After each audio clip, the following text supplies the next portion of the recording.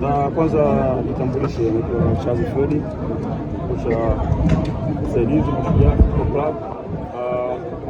Nizungumza kwa ufupi kuhusu mchezo ulikuwa sio mzuri kwetu. Mchezo ulikuwa mzuri kwa mpinzani, ameweza kupata matokeo na magoli mengi.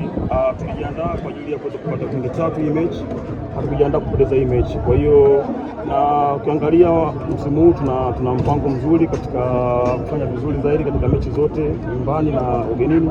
Kwa hiyo tumeweza kujiandaa vizuri kwenye mchezo kupata pointi 3. Kwa hiyo alotokea yametokea, tunapokea. Mchezo wa mpira ni wa makosa. Kwa hiyo makosa yalotokea basi tuenda kuweka sawa katika uwanja wa mazoezi.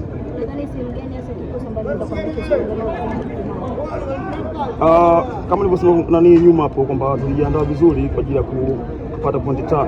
Wapinzani walikuwa bora maeneo yote, maeneo katikati wameweza kutupress vizuri, tukafanya makosa, tukaruhusu magoli mengi na tuliruhusu magoli mengi zaidi haya. Kwa hiyo makosa tumefanya mengi sana. Kwa hiyo tayari turudi kwenye uwanja wa mazoezi kuweka sawa kwa ajili ya mechi ijayo.